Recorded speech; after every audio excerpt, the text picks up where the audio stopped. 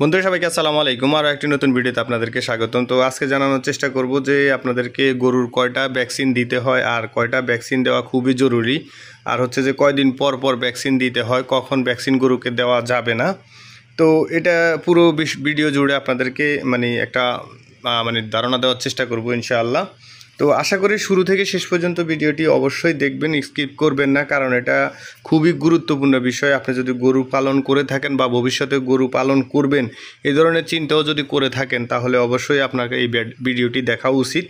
তো বন্ধুরা, আপনি যদি আমার চ্যানেলে নতুন হয়ে থাকেন তাহলে অবশ্যই চ্যানেলটাকে সাবস্ক্রাইব করে পাশে থাকা বেল আইকনটি বাজিয়ে দিন। আর শুরু থেকে শেষ পর্যন্ত দেখে যদি ভিডিওটি ভালো লাগে অবশ্যই একটা লাইক দিতে পারেন। আর আপনার কোনো প্রশ্ন বা মূল্যবান মতামত যদি থেকে থাকে কমেন্টে লিখতে পারেন, আমরা অ্যান্সার দেওয়ার চেষ্টা করব। আর আপনার যদি ভিডিওটি ফেসবুক থেকে দেখে থাকেন অবশ্যই পেজটাকে ফলো দিয়ে রাখবেন, কারণ আমরা এই ধরনের ভিডিও প্রত্যেক দিন আপলোড করে যাচ্ছি। তো বন্ধুরা, প্রথমেই আমরা জেনে নিই হচ্ছে যে গরুকে কয়টা ভ্যাকসিন দিতে হয়। তো মূলত হচ্ছে যে গরুকে মিনিমাম 5টা ভ্যাকসিন, 5টা রোগের ভ্যাকসিন দেওয়া লাগে। তো সেক্ষেত্রে সবচেয়ে 5টার ভিতরে সবচেয়ে জরুরি হচ্ছে যে 3টা ভ্যাকসিন। সেই 3টা হচ্ছে যে প্রথমটা হচ্ছে যে এফএমডি, হচ্ছে যে খুরা রোগ যেটাকে বলে আর কি।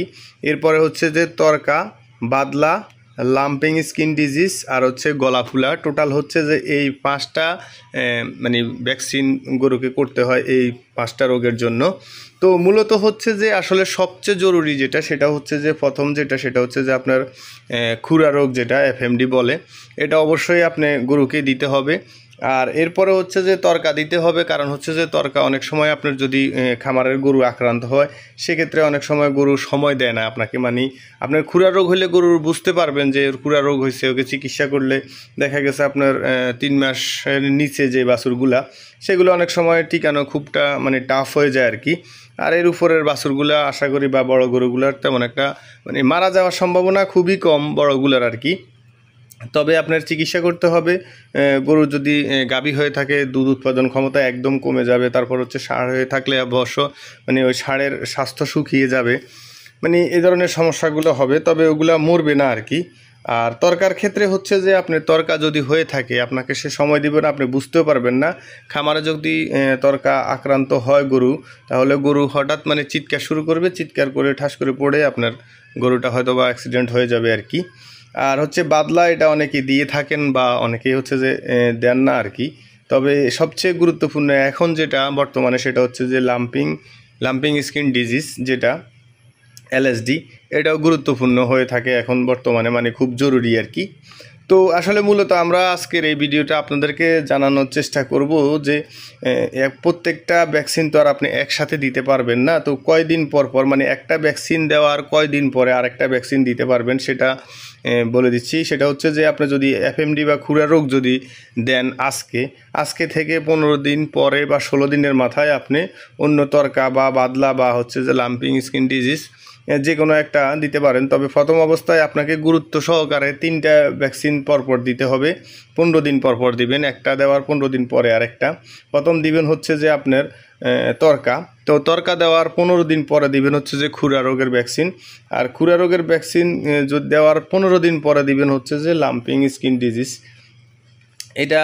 এই 3টা আশা করি দিলে এর পরবর্তী ভ্যাকসিনগুলো এখন বর্তমানে না দিলেও চলে।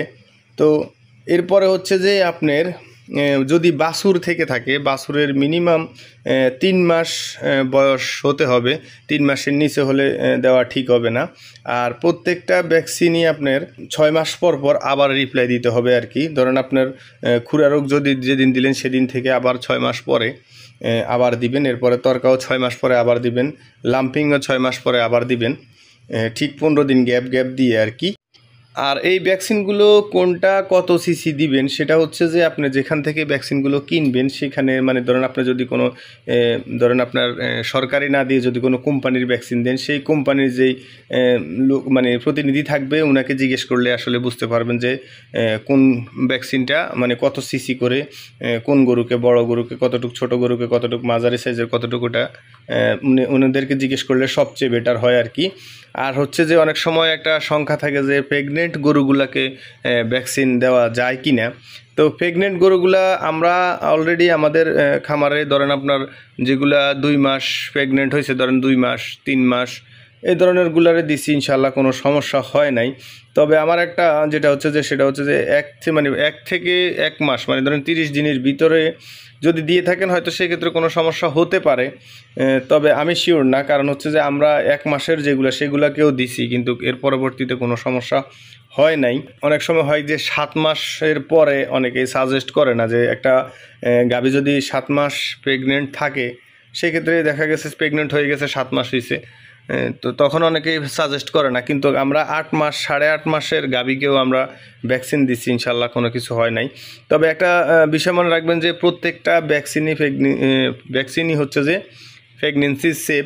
তবে এগুলা আমি শুধু বলতেছি হচ্ছে যে যেগুলা বিভিন্ন কোম্পানি ইনপুট করে সেগুলার ক্ষেত্রে। তবে সরকারিগুলার ক্ষেত্রে আমার মনে হয় আপনারা সরকারি যে ভেটেরিনারি ডাক্তারগুলো আছে বা যারা এগুলার দায়িত্বে থাকে তাদের সাথে যোগাযোগ করে বা কথা বলে দেওয়া সবচেয়ে উত্তম আর কি।